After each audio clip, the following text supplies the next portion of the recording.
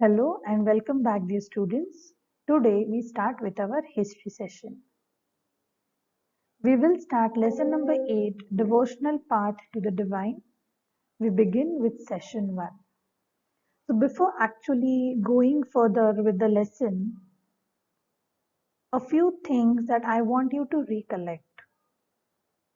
You must have seen some people performing different rituals of worship, or sometimes people singing bhajans, kirtans, singing kavalis, or even chanting different hymns, mantras, or the name of God in silence, or you could also call it as meditation. And also noticed that some of them are moved to tears.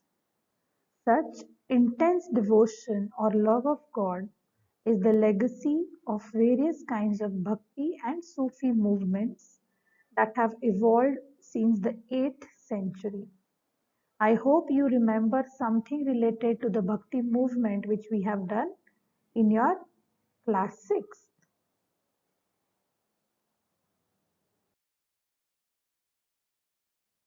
So moving further, we would talk about the idea of a supreme God. So we all know what is God. We all worship God in different forms, right? But there is no one as such who has seen God.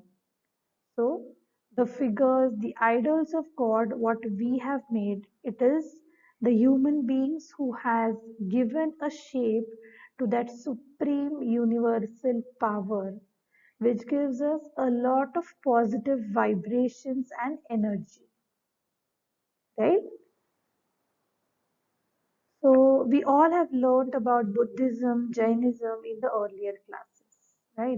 But then even before, when the Varna system emerged, even before the faith in different religions was believed by the people in our country, before that, each and every human being or person was treated equally and had right to live and to become free. But later, as different people started dominating the different communities in our society, then people were divided into different religions, different castes, and even the Varna system that we have studied. But then, before we had the formations of empire, so we can go back to the later Vedic period, the Vedic period, where we learned about Janapad and Mahajanapad. Yes. So before formation of empires, that means when we had the Janapad system or the Mahajanapad system started emerging, evolving, at that time period, people worshipped different gods and goddesses, right? We all know that the tribal people, the people who stayed in nature, always worshipped the natural forces like rain, wind, water, rivers, etc. But then, as the smaller kingdoms, the Mahajanapads, started getting converted, expanded, flourished as an empire, these ideas started changing. And the different ideas, such as the cycles of rebirth, birth, death, everything started spreading in a different way towards the society because people from different beliefs were coming together in these empires for serving the emperor. So everyone's ideas started spreading in a different way. And we can say karma or the deeds, what you do, started becoming widely acceptable to every human being. One of the beliefs that developed from the 7th century onwards was that human beings are not equal, not even at birth. The belief that social privileges come from birth in a noble family or a high caste was the subject of many learned texts. So many people who wrote different kinds of texts, they mention that human beings are not equal. Why? Because they are born in different communities, different societies. And so, according to the caste where they take a birth, the privileges are decided. But then many people did not believe in these ideas. And so they turned to Buddhism or Jainism, according to which it was possible to overcome all the social differences and break the cycle of rebirth through personal effort. That means if you follow the teachings of Buddhism or Jainism, that path will lead you to the salvation. Now, what is salvation? Salvation here is moksha. That means you move out from the cycle of rebirth.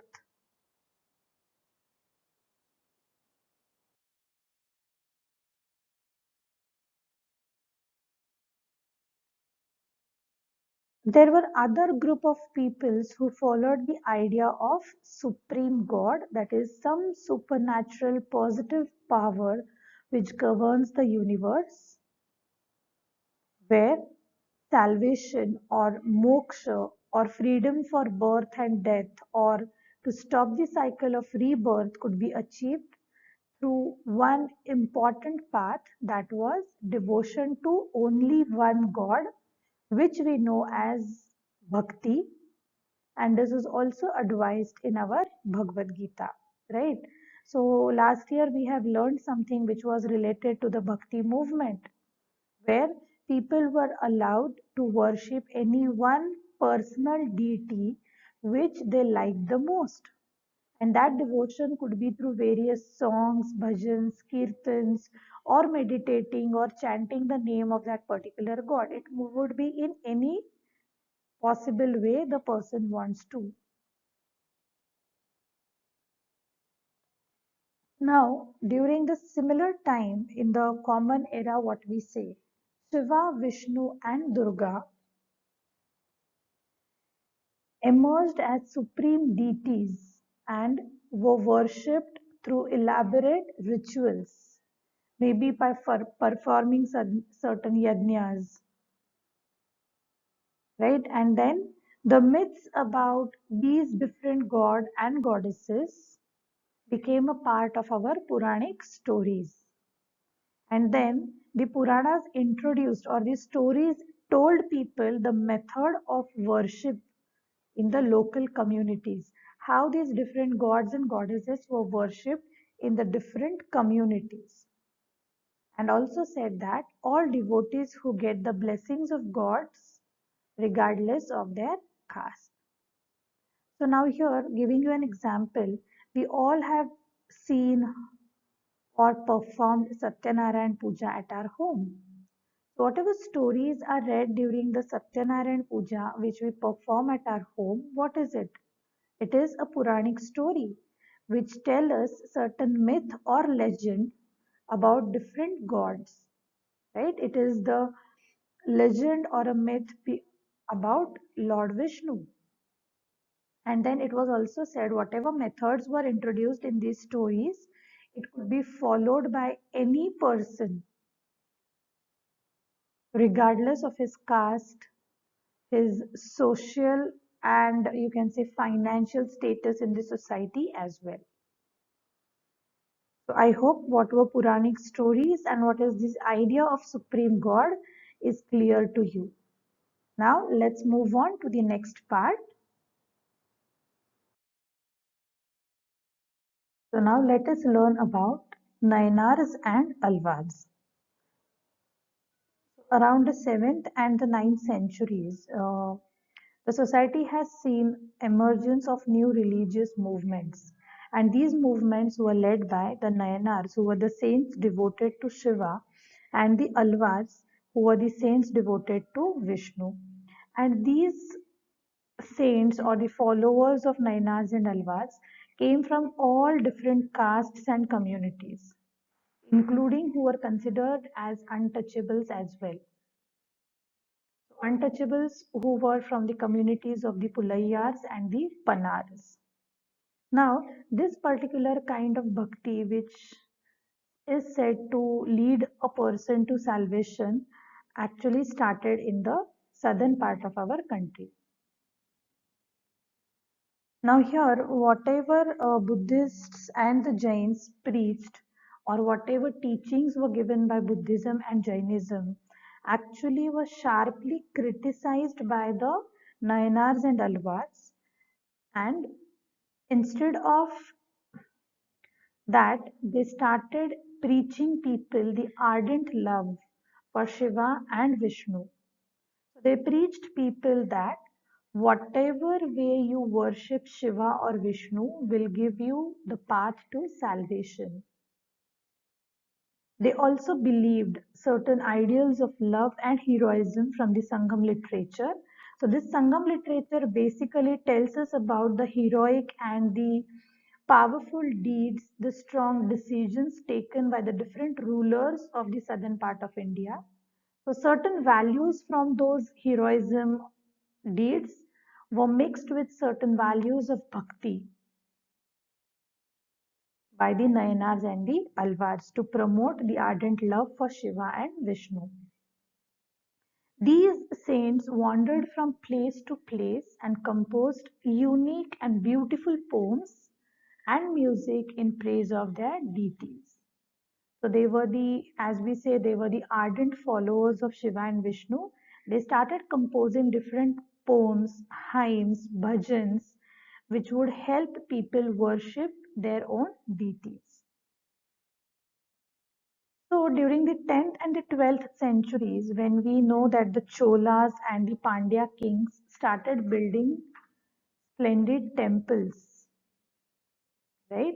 And these temples were built around the places where these saint poets had visited, or they had rested there for a period of time in composing the poems or preaching the path of salvation by worshipping Shiva and Vishnu. So we know that these different rulers used to construct temples, build temples to show their power.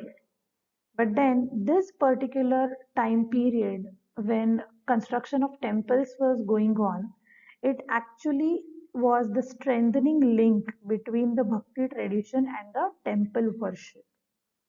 Now, bhakti actually did not mean that you should sit in front of any idol and do puja for hours together. No, it was a different way where you are connected to your own personal deity. Now, besides compiling of all these poems or music in praise of deities, there were also certain books which were known as hagiographies, which are the religious biographies, were also composed during the similar time period. And even today, they are important sources of history for our modern researchers.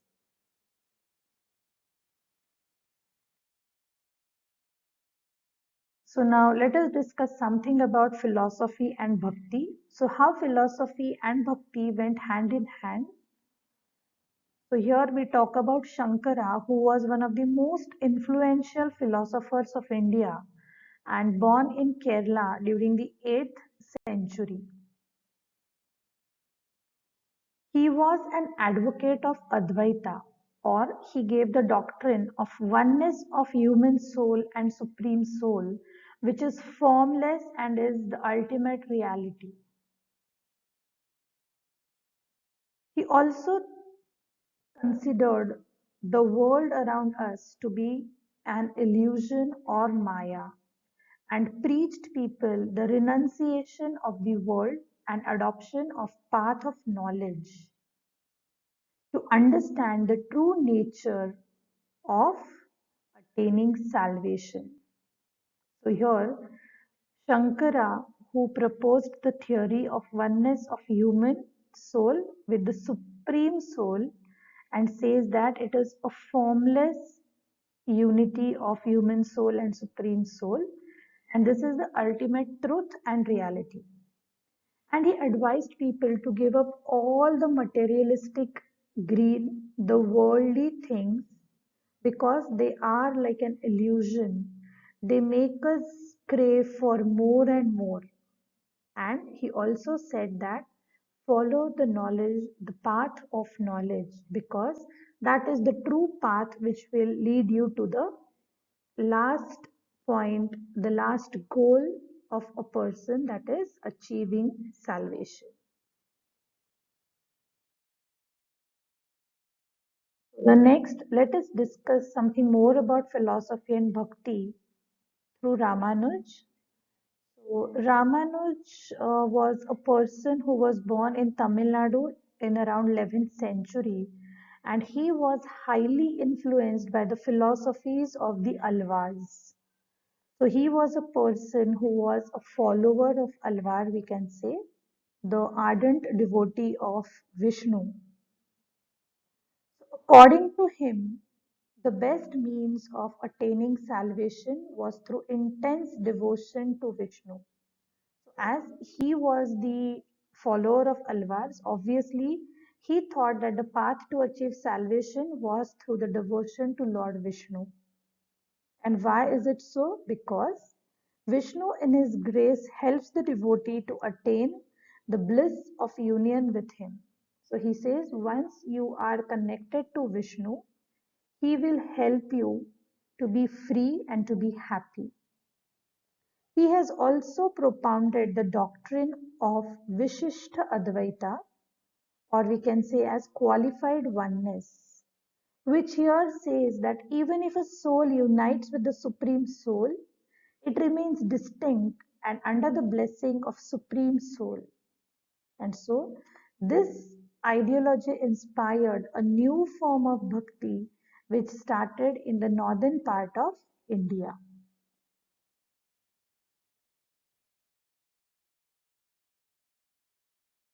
So, this is all from my side about today's topics. I want you all to go through the lesson after you watch the video.